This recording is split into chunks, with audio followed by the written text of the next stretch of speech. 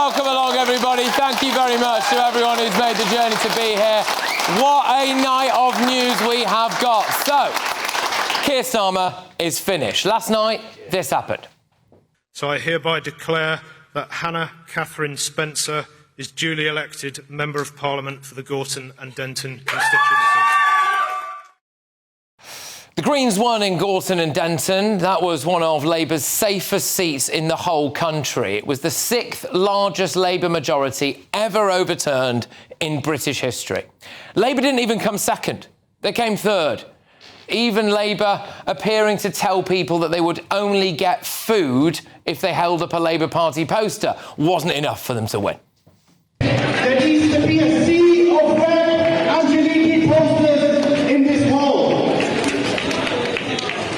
If you want to get fed, I've been told you have to hold one of these up. If you want to get fed, hold up the Labour Party poster. Sir Keir Starmer is so toxic. It seems to me he never once went campaigning with their candidate. I mean, this is him just turning up to say hello.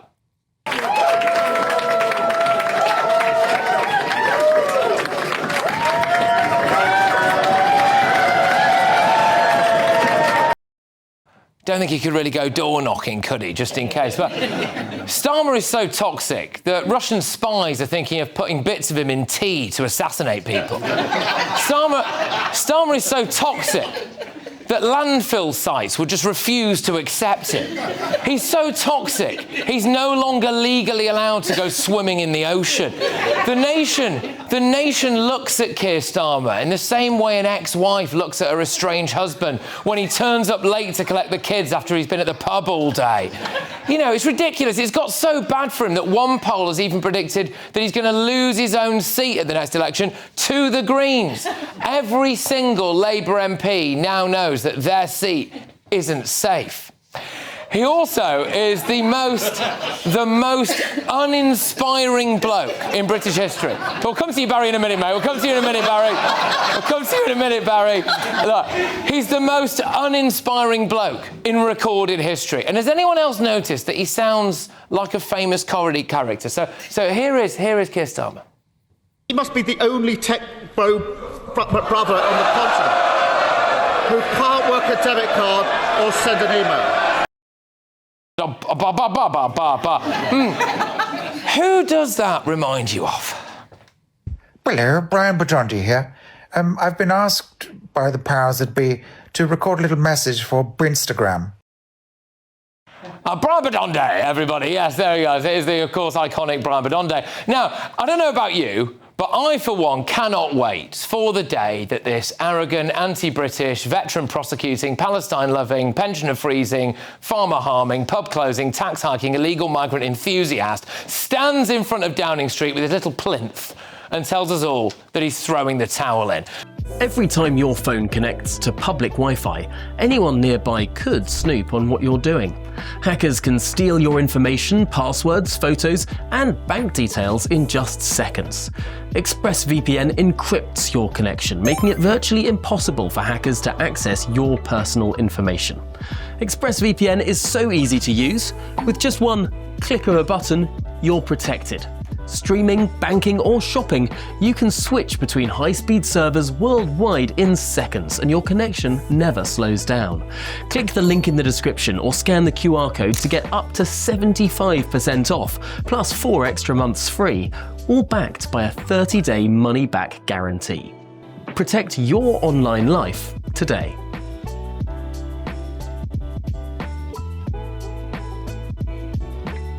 What do you make of what we saw in Gorton and Denton there for Keir Starmer? What does it mean for him, do you think, Russell? Well, look, we keep saying he's finished. I mean, it's, I don't know, reason number 378, I think, isn't it, that he should stand down. He's like a bloody political cockroach, isn't he? You know, cockroaches that no matter what you do to them, they won't bloody die. One day, look, he will have to stand down, and I suspect if that wasn't today, which clearly it wasn't, it will certainly be May the 8th when we will see yet more devastation for the Labour Party in terms of the public of Britain voting at the ballot box in greater number. But let's be clear about this. And I know, look, I'm sure Barry in a second, who I feel great sympathy for, I have to say. We should reach... Oh, no, he doesn't. In an age of looking after people with mental health issues, we should absolutely make sure we put our metaphorical arms around Barry and make sure he's OK, because it's not a great 24 hours, is it, for Labour? On the basis that their vote halved, this is actually the 4th worst by-election defeat for Labour in history. And yet still, Keir Starmer refuses to die. Can we just say, though, one thing? We haven't talked enough about the Conservatives. The Conservatives last night lost their deposit. I mean, seriously, 1.6% of the vote. Now, we think Labour are done and Labour are irrelevant. The Conservatives, I don't know, what's a worst version of being irrelevant? Evaporated? I mean, I don't know. But the Conservatives are absolutely 100% done. And if anything, not only should Keir Starmer resign, surely Kemi Badenoch should be resigning today too. Well, there we go. OK, all right. Now, look, Barry, I will come to you on this because, look, like I said, in the next hour, we're going to be doing a lot on the old kind of Muslim vote pressure, all of that. But this more is about Keir Starmer. You know, no seat is safe, Barry, is it? Well, look, I enjoyed your rant. It was well put together and so on. And thank you for your sympathy. I mean, how kind. But, it wasn't a great night for reform either. Oh, come on. We doubled our vote. Come on, nothing. We doubled the vote. Don't deflect, Barry. No. Look, it was a terrible night for Labour. And I want to come to that because there's a really important analysis to be made about what's happening in British politics here. But the reality for reform is that they got, 3% more than Labour did. 3% more than the Labour. So Keir Starmer should carry on. But should we talk about Labour for a second? Yeah. Don't worry about reform. We're fine, thank you very much. Well, you're not fine. We are fine. We're absolutely fine. Do you know what it was? Our target seat number 400. I let you speak. Yeah. OK. The point is this. More than 66% of the electorate rejected reform last night. That was the combined Green and Labour vote. So you won, 28% of the vote. That wasn't great. Now, let's talk about the problems for Labour, because that's what you're interested in, OK? And it's a huge problem. In a sense, it would have almost been better for Labour if reform had won. Not because I prefer reform's politics, I don't, right? But in the Labour Party would have been able to say, well, there is the clear challenge we've got to identify, we've got to move in that direction to address the problem there. Now what we've got is basically a squeeze on both sides. 2 fronts. Because we're fighting on 2 fronts. And that is a real problem for the Labour Party. I'm trying to be analytical here rather than party political. Should Keir Starmer resign?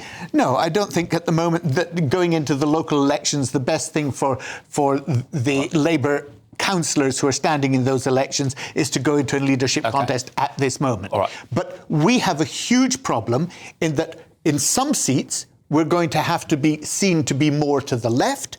In other seats, we're going to have to be seen to be more to the right. Almost as if that's the way they've governed the entire time, isn't it? And that is a huge problem electorally for the Labour Party. To our first audience question. So you got the microphone there, I believe it's you. Thank you very much. What would you like to say about this topic then? Yeah, what it is, with Starmer's popularity going downhill every day, and because of the Denton election yesterday where Labour lost, the way he's going now, would that cause problems for the Labour vote in the May elections because everyone's staying away from Starmer? Right. Oh, I see. Yeah. Well, I think we kind of we want Christelle throw it over to you. Well, I mean, he's not going anywhere. He's immovable, isn't he? He is literally. I actually think that we've solved the problem of the small boats, because if we put him in the channel, nothing would get through. He will not move. It is dreadful. I mean, 3rd place is absolutely diabolical. What's your majority, Barry?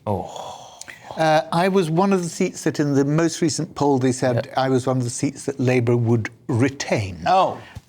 But one of the 10.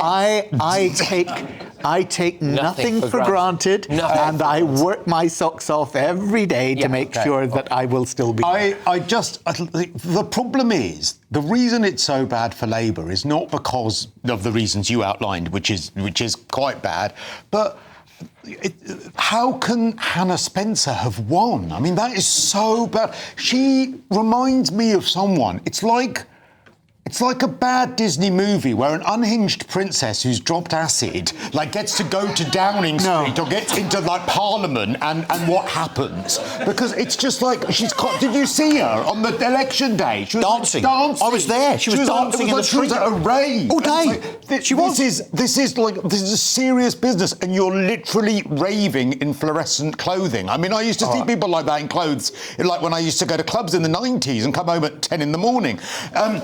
But the more serious thing is, though, that a lot of the problems that the Greens say that they want to solve, and I hold Labour responsible for the attractiveness about them.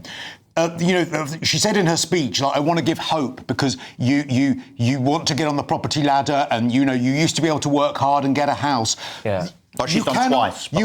She has got 2 houses. You cannot have open borders and then also say to people, well, you need to buy houses and get on the housing ladder, because the reason that housing is expensive is because of the number of people. So left-wing politics have got us in this problem. Left-wing politics are not the solution. OK, fine. Linda, do you think Keir Starmer is basically toast because of this result last night? I think he's in the departure lounge,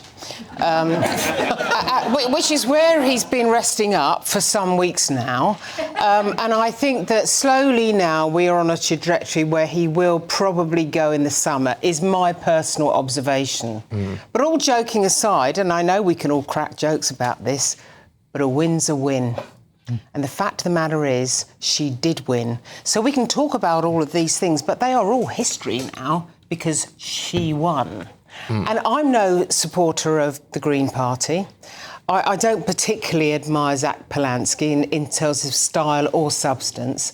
But at the end of the day, I think we're ignoring something here in this country, and that is the massive vote from younger people that will inevitably get behind the Green Party in the general election. Well said, Lynn. Now, there is a point here in this particular by-election where there were several reasons why they got behind Hannah Spencer, but that's not the same thing that will happen nationally. Nationally, I think Gen Zs and millennials will get behind Zach Polansky, and I think the Greens could take maybe 60, 70, 80 seats. All right. Well, look, That is frightening. Yep. Well, I'm not saying whether it's frightening or not. I'm just dealing with what might happen. You said style or substance. That makes me want to take a substance, hearing that. It really does. Well, you should be in the Greens. There's been a couple of veiled references to Class You A drugs remember so what far I tonight, said? Krista, and I just want to check in. Is everything OK? I think I need to talk to Frank. Yeah, I think maybe you do. We'll sort that out in the break. Now, just before we move on, I need to say that Hannah Spencer of the Green Party would deny that she is on acid. Right, coming up,